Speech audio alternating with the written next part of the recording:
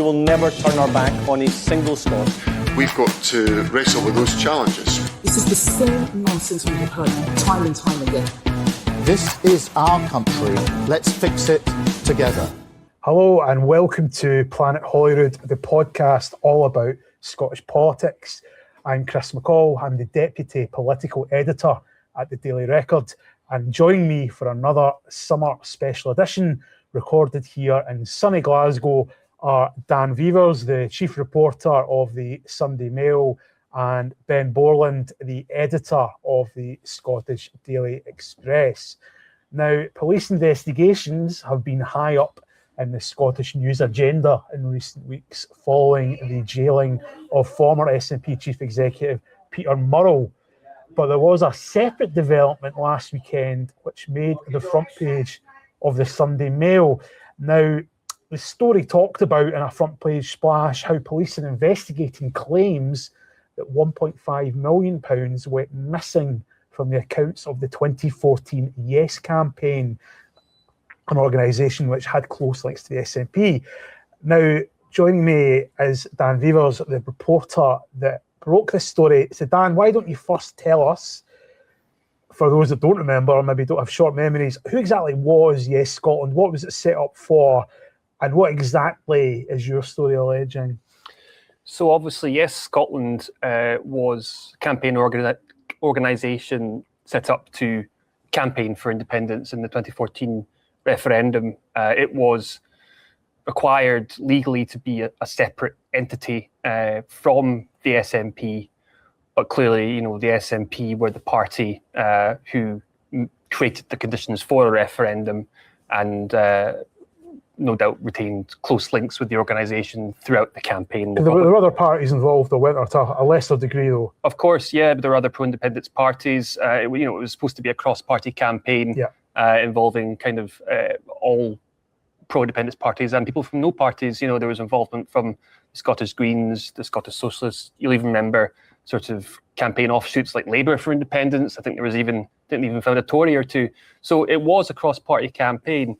But clearly, it was closely linked to probably its biggest stakeholder, which was the SNP. Now, what our story is concerned about is a complaint that's been made to police alleging anomalies in the accounts of company Yes Scotland Limited, which was the company which was the vehicle for the official campaign. There are a few things in this. The thing that we reported on the front page related to a note in the 2014 accounts, which refers actually to the previous year up to April 2013, which mentions, having previously not mentioned this, that there's 1.5 million in income from donations. And then when they add that up to the sort of pre-existing balance, it comes to a total actually of 2.4 million in what they term other income, which I understand to be chiefly from donations. And after that, this money doesn't really feature or mentioned in the accounts again.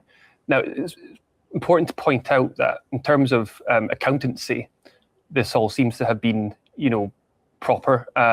They did not have to file detailed full accounts. They filed what's known as abbreviated small company accounts. And these only required a balance sheet. They didn't require full profit and loss. They didn't require full accounting.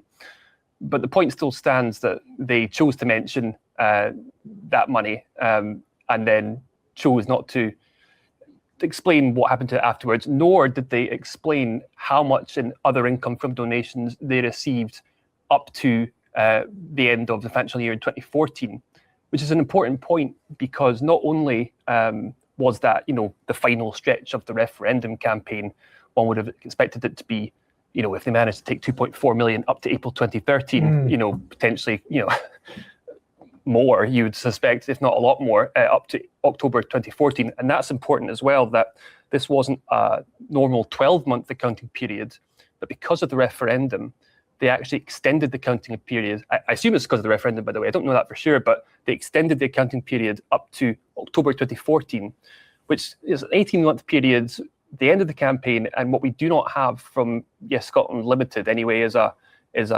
definitive idea of how much extra money they took in donations at this time. So who's the complainer? Who is behind these allegations? The complainer in this case is a man called David Henry. He was a former SNP member, a former local branch secretary for the SNP, and he actually stood to be national secretary in 2020.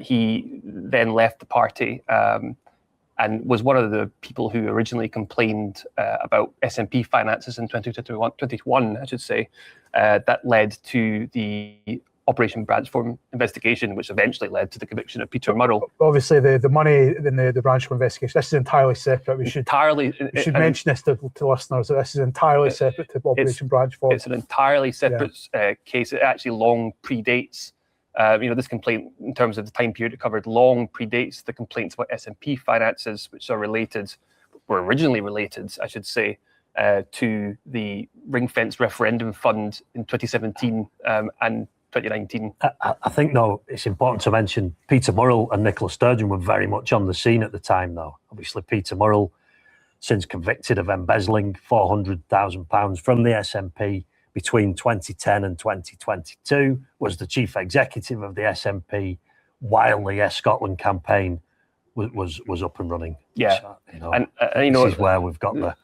And you're quite right, Ben. This was a big reason as to why this became a matter of inquiry in the first place, is because people are quite justifiably, quite legitimately looking at everything that Peter Murrell was involved with, directly or indirectly, while he was in this, position of power within the SNP.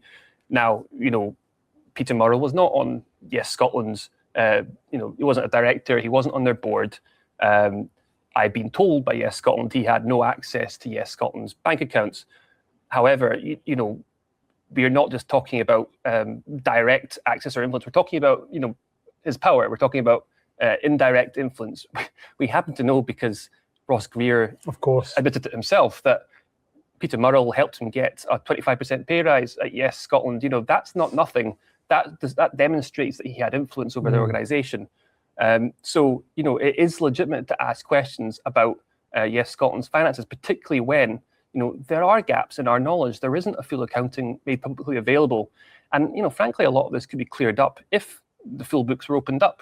And I hope in time that is what happens. And certainly, if the police would decide to take this further, that's, I assume, what they would be looking for. But I don't want to comment too much on that, because those inquiries are at a very early stage. So just kind of sum up, you say they're at an early stage. I understand David Henry, is he meeting with officers next week? He's handing over evidence. Is that what he's saying? He is. I understand he's doing that meeting next week now, and his evidence is it's quite detailed. He obviously is using Yes Scotland Limited's accounts as part of that. He also has some written testimony from a man who is an accountant, who sort of discussed anomalies that he had found, not just referring to these 2014 accounts, but also quite a large discrepancy in the 2015 accounts, which had been previously reported at the time, where they made a huge adjustment to the 2014 figures to suddenly find that essentially the Yes campaign ended the referendum in about £500,000 of debt, when this previously hadn't been identified.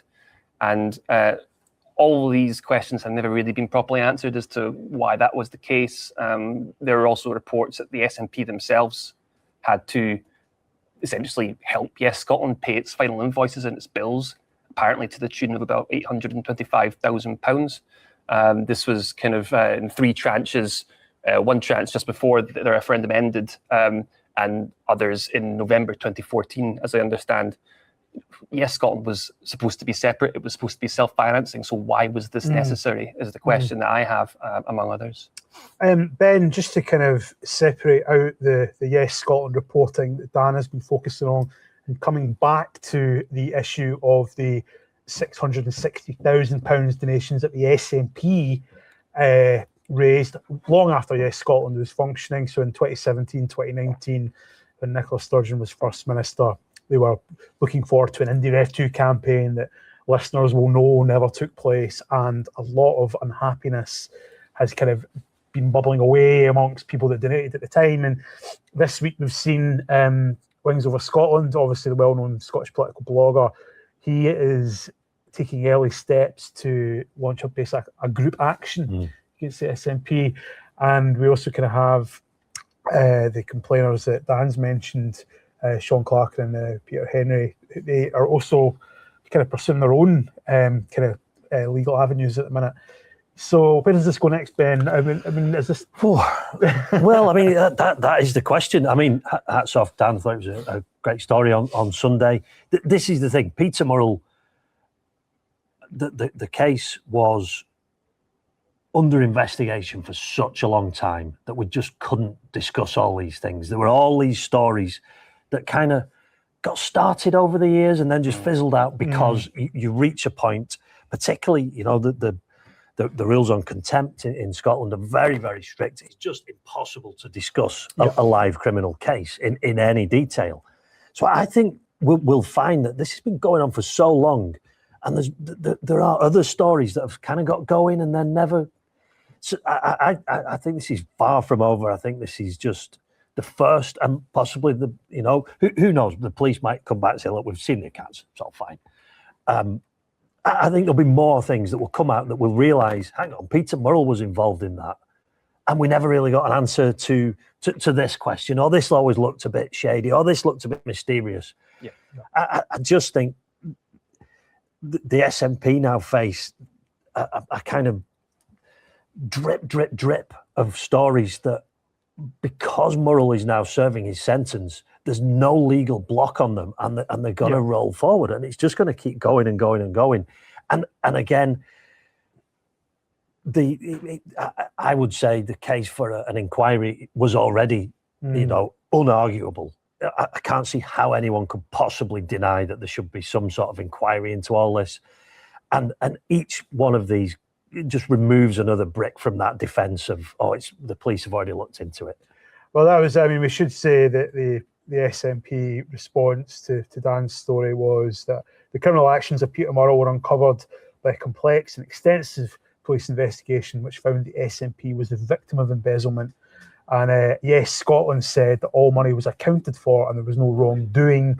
It claimed the £1.5 million adjustment in the 2014 books was due to a change in accounts, and added, you've already mentioned this, Dan, that Peter Murrell had no access to Yes Scotland's bank accounts. Okay.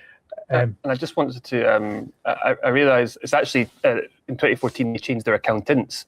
I think some people have it's probably not too much of a difference, but it's an interesting, I just wanted to raise this because it's an interesting explanation that I was provided by Yes Scotland. I won't rabbit on too long about this, but the reason why they put that note in the accounts about the 1.5 million is because the first year they were in existence, Yes Scotland took on a small Glasgow-based accountancy practice. I don't know who they were, but it turns out they were not qualified auditors. And the Electoral Commission required for its referendum return in 2014 that the participants would require qualified auditors. So that was why they got rid of them and took on, actually, a name I'll be familiar with, Johnston Carmichael, for the accounts for 2014. But for me, it does beg the question of why, given that it was near certain to be a requirement for the Electoral Commission that they would need qualified auditors, why they didn't just have them to begin with. And secondly, why, pardon me, why essentially Johnston Carmichael seems to have said in their accounts, hang on, the guys in before did this wrong, essentially, is what seems to be they're saying. They treated these donations as deferred income, meaning they essentially weren't accounted for in the revenue when they should have treated it as income as received. That's why you have to put this note in, is what seems to have happened. So it does raise, in some ways, the explanation raises more questions for me than answers. So we should say, obviously, pick up a copy of the Sunday Mail to read more, or obviously visit the Daily Record website. We will never turn our back on a single Scot. We've got to wrestle with those challenges. This is the same nonsense we have heard time and time again. This is our country. Let's fix it together.